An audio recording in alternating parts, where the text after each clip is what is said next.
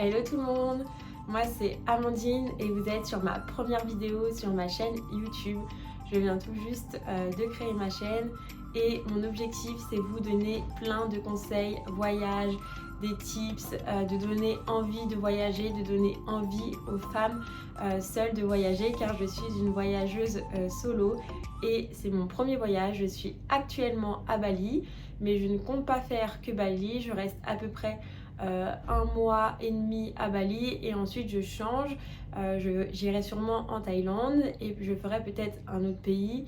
Je compte voyager entre 2 à 3 mois, mais en tout cas cette chaîne est faite pour vous donner des conseils pendant mon voyage, ce que j'ai pas vu sur d'autres vlogs, et je sais que quand on a envie de faire un voyage, même que ce soit pour une durée courte, on cherche à avoir des informations sur le pays, sur ce qu'il faut pour arriver dans le pays, sur quoi mettre dans sa valise, et je compte vous apporter un maximum d'informations.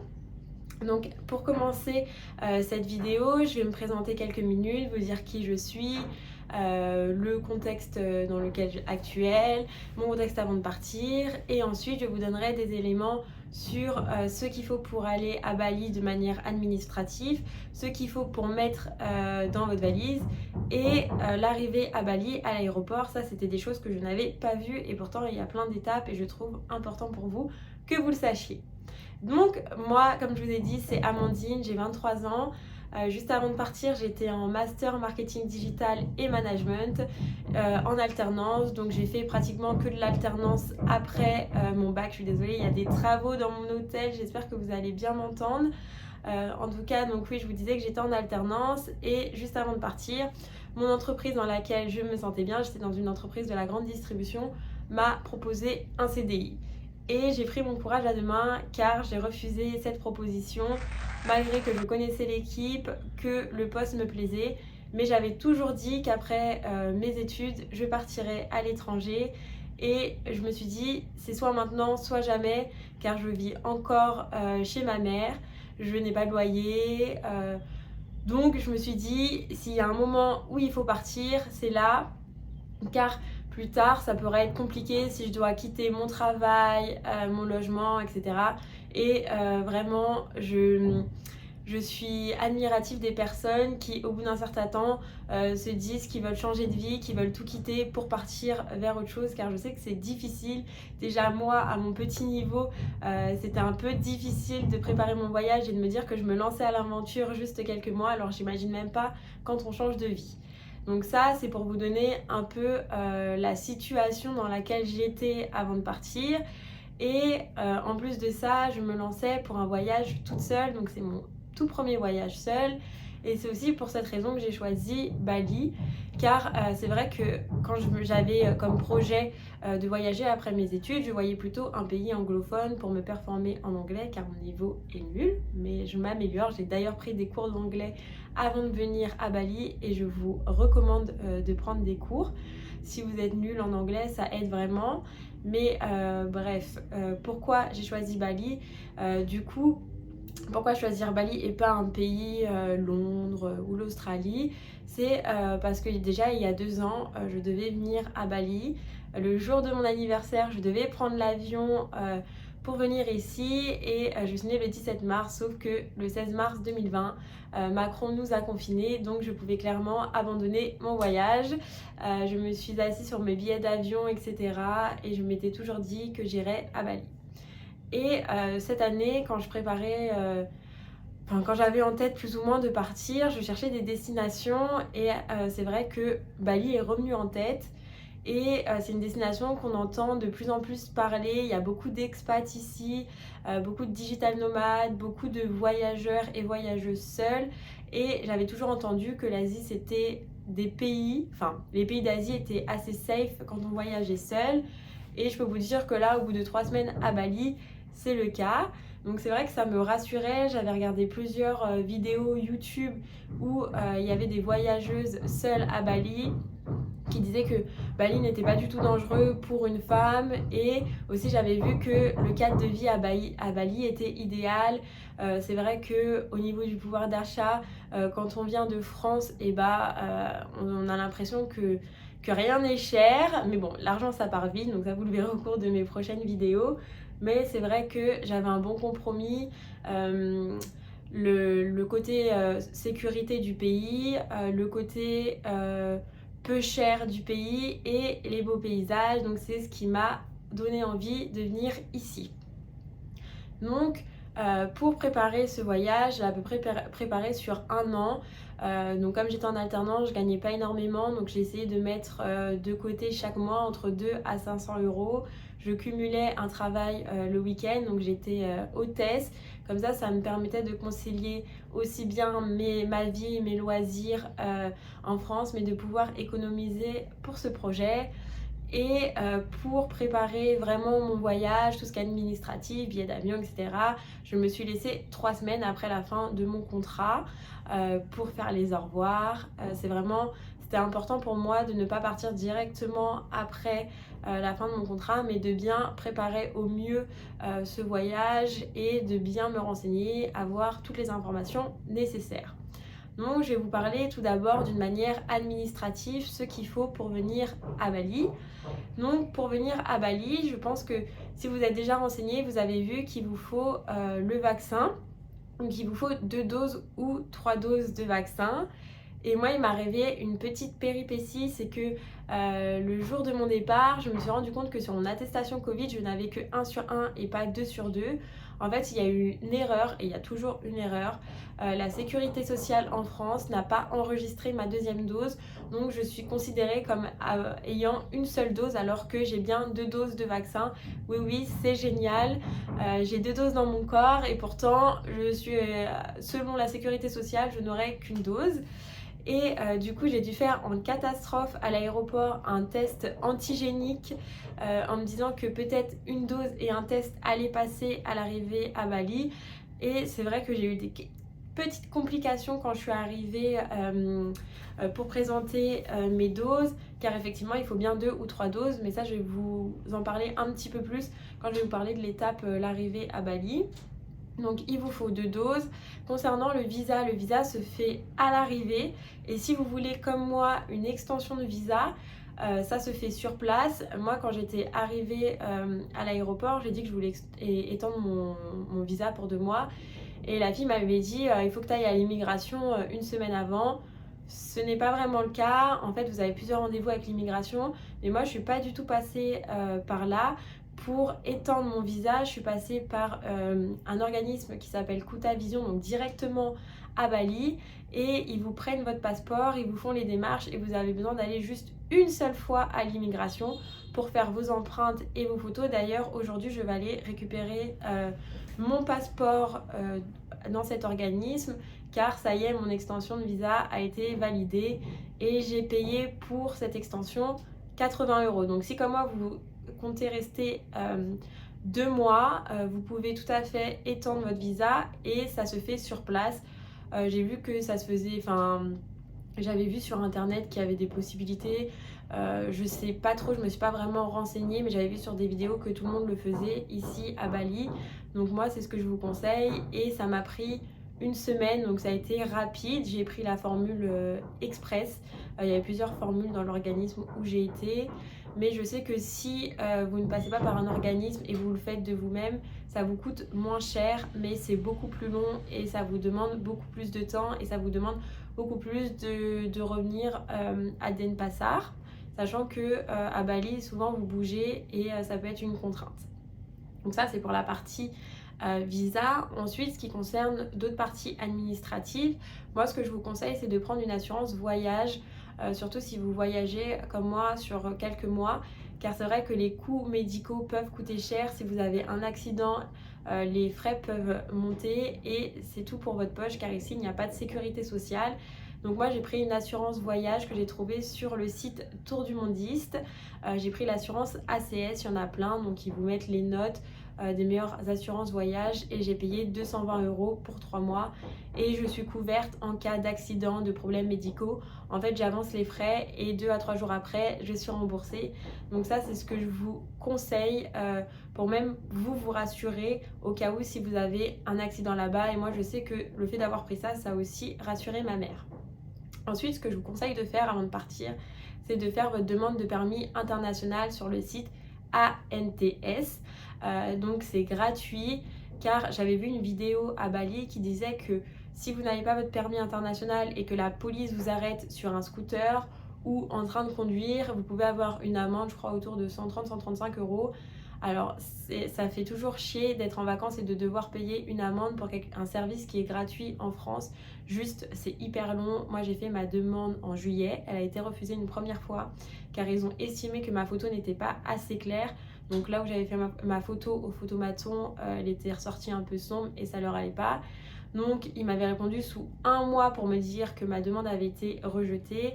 Et du coup, c'est en août que j'ai refait ma demande et aujourd'hui, nous sommes le 11 novembre et je n'ai toujours pas mon permis international. Donc, si vous comptez faire cette demande, prenez-vous-y à l'avance. Je trouve que c'est important, c'est un service gratuit et qui pourra vous servir partout en dehors de l'Europe.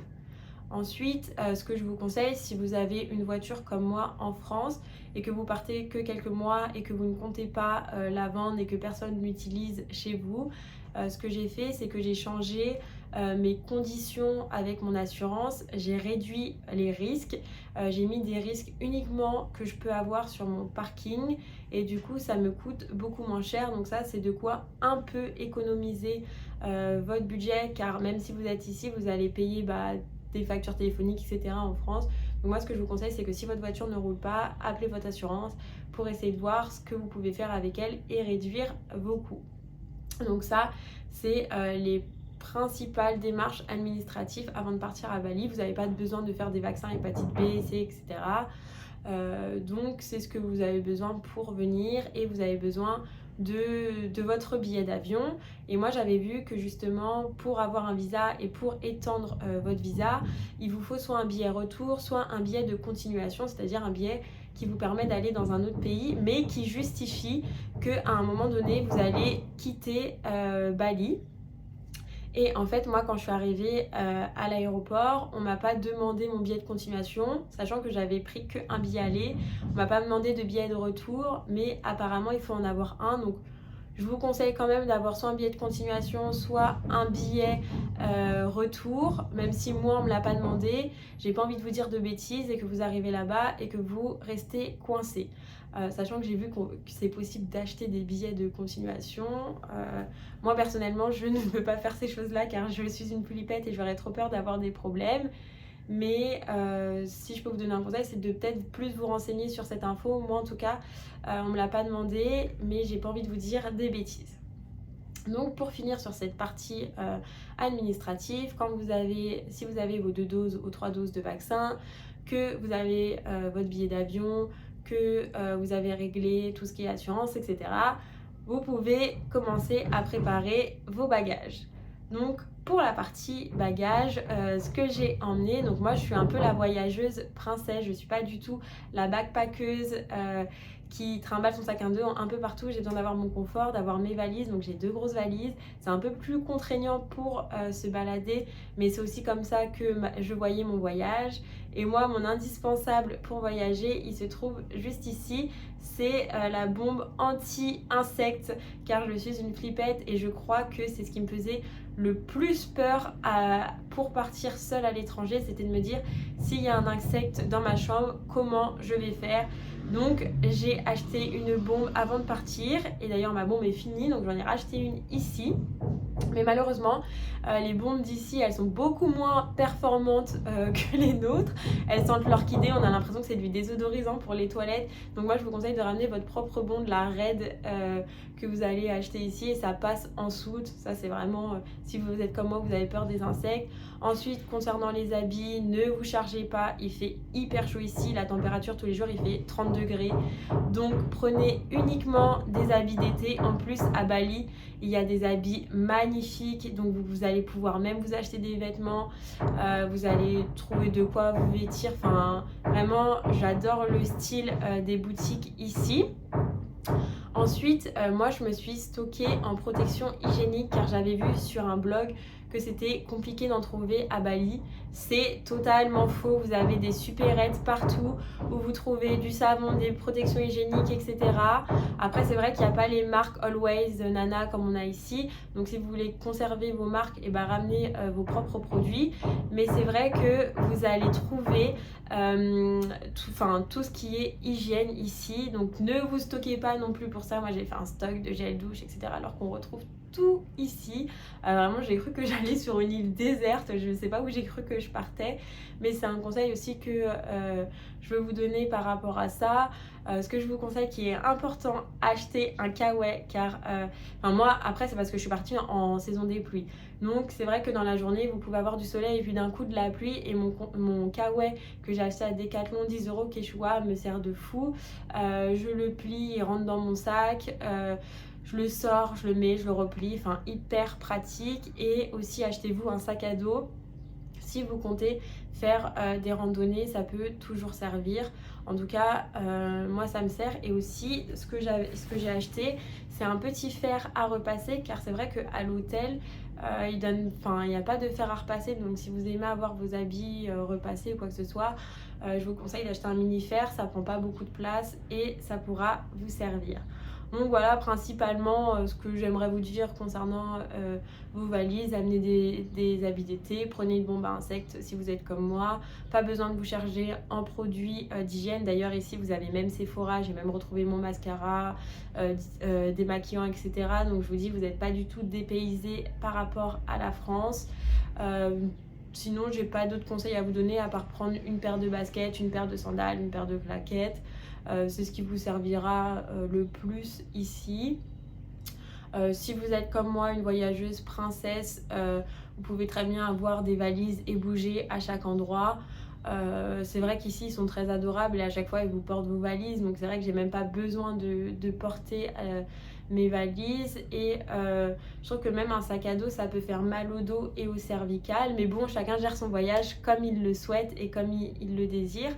La petite astuce aussi que je peux vous donner, c'est que moi c'est vrai que ma valise cabine, je mets toujours de quoi tenir une semaine. Je mets à peu près tous mes sous-vêtements et mes plus beaux habits, comme ça si ma valise en soute est perdue, j'ai de quoi tenir facilement une semaine dans un pays. Donc juste avant de vous parler de mon arrivée à Bali, je vais vous parler de mon vol. Donc je suis partie sur la compagnie Emirates. J'avais un vol de 19 h, soit France-Dubaï 6 h, 3 heures d'escale à Dubaï, et Dubaï-Bali 10 heures. J'ai payé mon billet 830 € avec un bagage cabine de 30 kg et un bagage en soute de 30 kg et un bagage en soute de 7 kg. C'est vrai que c'est un peu plus cher que ce que j'avais payé il y a 2 ans. Il y a 2 ans, j'avais pris un billet aller-retour et j'en avais eu pour 850 €. Là, juste avec un billet aller, j'en ai eu pour 830 €. Ensuite, concernant mon vol, donc c'est vrai que moi j'ai été très fatiguée avant mon départ parce que j'ai vu tous mes proches, toute ma famille, j'ai eu un week-end hyper chargé. Donc c'est vrai que mon vol s'est bien passé parce que je faisais que de dormir dans les 2 vols. J'étais tellement fatiguée que j'ai l'impression que l'avion est passé vite, alors que peut-être que pour d'autres gens ça sera long. Donc si j'ai un petit conseil à vous donner, c'est soyez fatigués, soyez KO avant de partir. Comme ça vous ferez que de dormir dans l'avion. Je me suis sentie à l'aise, pas du tout serrée. Après c'est vrai que moi j'ai une taille un petit peu fine, donc les sièges étaient assez confortables, les repas étaient bons, la compagnie aérienne Emirates, les hôtesses de l'air sont gentilles, stewards sont gentils, donc je recommande. Et on m'avait dit, quand tu arriveras à Dubaï, tu verras, tu vas te perdre. Dubaï, c'est une ville. C'est pas du tout ce que j'ai ressenti. Quand vous sortez de l'avion, vous avez quelqu'un qui a un panneau connexion qui vous dit, en gros, si vous avez, pour attendre votre escale et prendre votre prochain vol, c'est là. Vous passez une mini douane et une fois que vous avez passé cette douane, vous avez le gros tableau avec toutes les destinations et vous voyez Bali, vous voyez le numéro de la porte. Soit vous attendez devant votre porte, Moi, ce que j'ai fait, c'est que j'ai été manger un KFC. Enfin, je me suis pas du tout perdue dans l'aéroport. L'aéroport est assez simple, les gens sont hyper gentils à Dubaï. D'ailleurs, c'est pas que ça m'a étonnée, mais vraiment, ils étaient hyper souriants, hyper aidants. Donc, enfin, si je peux vous conseiller une compagnie, moi, j'ai eu une bonne expérience sur Emirates. Donc, une fois mes 19 heures de vol arrivées, me voilà arrivée à Bali. Et là, à Bali, vous avez plein de passages avant de sortir de l'aéroport. C'est-à-dire que moi, je suis arrivée à minuit. Je suis sortie de l'aéroport à 2 heures du matin. Donc, quand vous arrivez, ce qui se passe, c'est que vous avez une première étape. Vous avez plein de gens assis sur des chaises avec des tables. Et c'est l'étape où on vous demande vos doses de vaccin. Donc moi, c'est là où j'ai eu un peu ce problème, où j'ai dû expliquer avec mon anglais nul que j'avais qu'une seule dose, mais qu'il y avait une erreur en France, mais que j'avais dû faire un test en catastrophe. Et c'est vrai que la fille à qui j'ai expliqué ça, elle regardait sa collègue en mode qu'est-ce que je fais. Enfin, sa situation est un peu bizarre. Mais elle m'a quand même laissé passer. Au moment où je suis passée, j'étais rassurée, je me suis dit ouf, ça c'est fait. Ensuite, vous avez l'étape visa. Donc, le visa, il coûte 35 €. Ce que je vous conseille, c'est avant de partir, de retirer de l'argent et de donner une somme plus importante que 35 €. Donner 100 € en espèces. Comme ça, ce qu'elle va faire, la dame, c'est qu'elle va vous rendre des roupies et ça va vous permettre de payer votre taxi par la suite. Donc, une fois que vous avez payé votre visa, que vous avez donné votre argent, que vous avez rendu vos roupies, vous passez à l'étape douane. Donc là, c'est l'étape où vous montrez votre passeport. C'est un peu long, il y a du monde, il y a tout l'avion qui sort en même temps. Donc vous attendez. Et une fois que vous avez passé cette troisième étape, donc l'étape douane, vous pouvez récupérer vos bagages. C'est vrai que moi, j'ai attendu assez longtemps mes bagages. Donc peut-être que vous allez avoir plus de chance que moi. Et enfin, vous avez la quatrième étape. Donc la quatrième étape, on vous demande de vous connecter en Wi-Fi et de sortir un QR code. Donc vous devez rentrer vos informations, votre nom, prénom, l'adresse où vous allez résider à Bali, pour quelle raison vous venez à Bali. Enfin, vous avez plein de choses à remplir. Est-ce que vous avez des armes, etc. Si ça ne marche pas, on va vous donner un papier et vous allez devoir écrire. Donc une fois que vous avez fait tout ça, vous n'avez plus d'étape. Par contre, vous allez voir que quand vous sortez donc, de la dernière étape, vous allez avoir de quoi changer votre argent. Moi, je vous conseille de ne pas changer tout votre argent à l'aéroport car c'est de l'arnaque, le taux de change. Moi, j'ai changé juste 50 € de quoi avoir, de quoi pouvoir payer mon taxi. Car même si on m'avait rendu des roupies, je ne savais pas exactement à quoi correspondaient mes roupies et si j'allais avoir assez pour payer mon taxi. Donc j'ai changé juste 50 € et le mec m'a dit waouh, just 50. En fait, pour lui, les gens ils échangent beaucoup. Mais ce que je vous conseille, c'est d'aller changer plutôt le lendemain votre argent dans des endroits où vous pouvez échanger à un taux raisonnable et un bon taux votre monnaie. Donc vous allez aussi avoir des SIM centers dans l'aéroport. Je vous conseille de ne pas acheter de carte SIM dans l'aéroport. Ça va vous coûter beaucoup plus cher, mais plutôt d'attendre le lendemain ou la journée si vous arrivez de jour à Bali. Et c'est vrai que donc une fois que vous avez passé tout ça, moi j'ai pris un taxi, donc il y avait un petit chapiteau, c'était des taxis bleus. Et j'ai été les voir, ils m'ont dit taxi, je leur ai donné mon adresse et j'ai payé 2 €. Mais c'est vrai que mon hôtel était à proximité. J'avais juste pris un hôtel pour une nuit parce que je savais que j'allais arriver tard, que j'avais fait 20 heures de vol plus toutes les heures où j'étais en avance à l'aéroport, que je m'étais pas lavée pendant ce temps-là. Et que la première ville que je voulais faire c'était Ubud, soit à 1h30 de l'aéroport. Et du coup je préférais prendre juste une nuit d'hôtel pour voir quand j'arrive, dormir, me poser tranquillement, etc. Donc j'ai payé 2 € pour un hôtel à proximité. C'est assez raisonnable. Et j'ai fait l'erreur de dire à mon taxi que le lendemain j'allais acheter une carte SIM, et en fait il m'a direct emmené dans un SIM center et là le mec m'a carotté, m'a pris presque 30 € pour une carte SIM de 30 Go, alors qu'ensuite j'ai appris ici qu'une carte SIM de 30 Go ça coûtait 7 €. Et je suis la première à vous dire, ne prenez pas votre carte SIM à l'aéroport, alors que moi, juste après, je ne l'ai pas prise à l'aéroport. Mais je me suis fait carotter, donc essayez bien de négocier vos prix, sachant que 100 000 roupies, c'est égal à peu près 7 €. Et quand vous retirez de l'argent ici, vous pouvez retirer soit 1 million de roupies, 500 000, voire plus. Et en gros, si vous retirez 1 million de roupies, c'est l'équivalent de 63-64 € et vous allez avoir 10 billets de 100 000 et vous allez pouvoir faire plein de choses ici avec vos 60 €. Donc ça c'était pour la partie l'arrivée à l'aéroport. Et si j'ai un conseil à vous donner concernant vos logements, moi j'ai fait l'erreur de réserver un logement en France sur 3 semaines où je m'étais dit non mais c'est mieux que je réserve parce que quand je vais arriver à Bali il y aura sûrement plus de logement. Et en fait quand j'ai voulu prendre mon logement, je me suis rendu compte qu'il ne ressemblait pas aux photos, je me sentais pas bien dedans. Donc je me suis assise sur 400 € car je ne suis pas restée dans ce logement. Et pour vous dire ma vie actuelle là depuis 3 semaines, c'est que j'ai totalement changé ce que j'avais un peu prévu de base et je change tous les 2-3 jours d'hôtel. Et comme ça je visite plein de villes à Bali. Je suis déjà à ma 6e ville en 3 semaines. Je fais des choses que je n'avais pas forcément prévu de faire, donc c'est aussi ça l'aventure, c'est super cool. Donc si j'ai un conseil à vous donner, ne réservez pas vos logements à l'avance, ou alors peut-être vos 2 premières nuits ou votre première nuit, mais vous allez toujours trouver de quoi vous loger à Bali. Par exemple, moi je réserve mes logements soit la veille soit le matin, tellement il y a des hôtels, des guest house. Donc sur ça rassurez-vous, et surtout vous allez trouver pour tous les prix. Je ferai une autre vidéo pour vous expliquer comment je me loge, où j'ai été à Bali, ce que je fais. Mais pour vous dire, j'ai des très beaux hôtels pour 20 € la nuit. Donc voilà les conseils que que je peux vous donner. Et si vous êtes une voyageuse seule et que Bali vous intéresse, foncez. Franchement, c'est un pays où les gens sont adorables, mais d'une gentillesse. Toujours à vous aider, toujours souriants. Ils sont hyper gentils. Et dites-vous que c'est carrément plus les Balinais qui me parlent ici que les étrangers quand ils voient que je suis seule, car ils sont hyper ouverts aux rencontres. Ils aiment savoir d'où vous venez, ce que vous faites. Enfin vraiment, c'est des gens adorables. Donc rassurez-vous, et c'est une expérience de fou de partir seule.